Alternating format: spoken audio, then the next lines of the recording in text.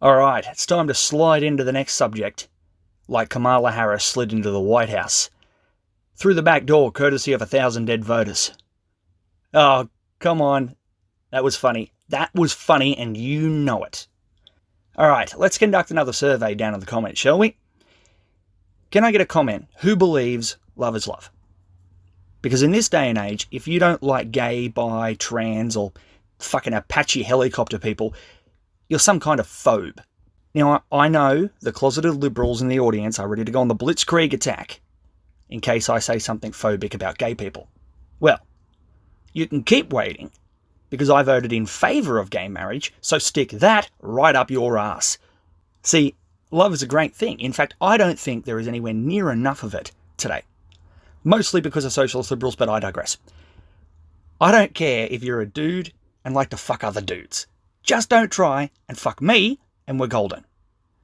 But love is a very important terminology that is misguided. And here's why. When I say I'm in favour of gay marriage and gay rights and all that good stuff, I mean it. Okay, try and take that shit out of context, I dare you.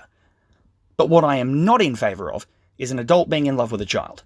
Regardless of race, gender, sexual orientation, or anything like that. Here is the problem with love is love as a phrase. When liberals or anyone that I know says love is love, they never specify that love is love means between two consenting adults. So congratulations to anyone who's ever said they support love is love and left it at just that. You just helped me identify the prick in the room who believes it's okay for adults to love children. That is one of the smartest jokes ever written, and if you don't like it, you can get fucked. But, you know, in all seriousness, we're all expected to use sensible language today. Our society is run not by those in office, but by those on the news. The news are the people informing a nation about what is happening. Well, at least that is the intention of news.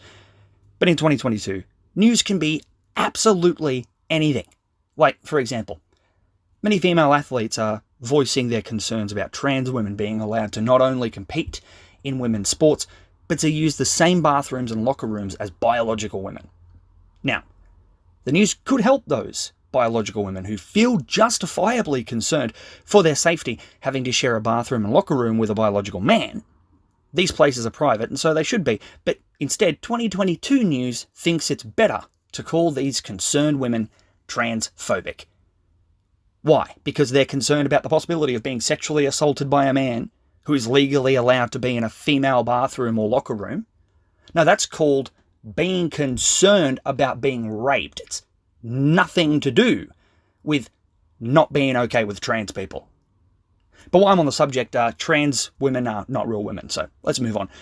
Many of these same news outlets pride themselves on being in support of the Me Too movement. You know, a movement about speaking out about being sexually assaulted by a biological man, around 35 years after the sexual assault took place. But in all seriousness, what kind of news outlet screams out in support of women's rights to feel safe and secure, but then turns around and calls women who don't want biological men using the same private areas as them transphobic? Where I come from, that's called a cunt, not a news channel. Now you could be saying, but Kevin, you were literally a cunt half a second ago. You just made light of victims who have been sexually assaulted via the Me Too movement by saying it takes them 35 years to say anything. First of all, talking facts isn't being a cunt. Okay, I may have inflated the number a little bit inspired by Joe Biden recently with the inflation. But, no, see, I know I'm a cunt. That's the difference between me and liberals and anyone that's a radical fucking leftist. I know I'm a cunt. They're still trying to work it out. George Floyd once held a pregnant woman at gunpoint. Do you know that? I think him and a few of his friends were having a party one night and they got really drunk and probably high. They decided to go and do a snatch and run at the local 7-Eleven, and one of them saw a pregnant woman and said, might be fun to rob her. So then a really smart person pulled out a gun and said, who wants to threaten the unborn baby? And, you know, knowing how cooperative George Floyd was, you know, he just said, yep, pick me. Check this shit out. You know, and I can hear George's voice as clear as day right now. Yo, bitch, give me all the drugs and counterfeit money checks in the house. I have a convenience store clerk to try and rob tomorrow.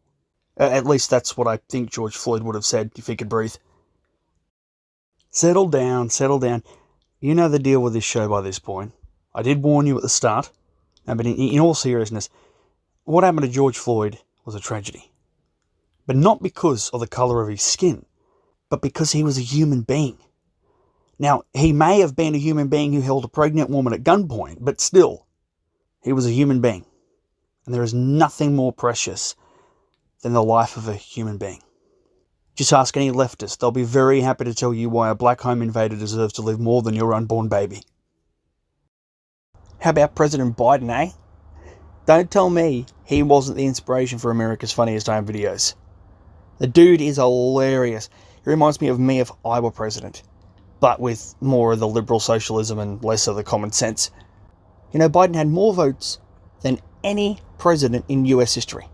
Can you believe that? 81 million votes. That is one hell of an achievement. Too bad all the dead people who voted for him can't join in on the feel-good times of stealing an election. And the people who were alive that voted for him were all preschool children. Not because children are stupid. How dare you even think I was going to say something like that? No. It's because when asked by Press Secretary Jan Psaki if they would let Biden inappropriately sniff them on live TV, 96% of them said not again. And the other 4% aren't old enough to talk yet.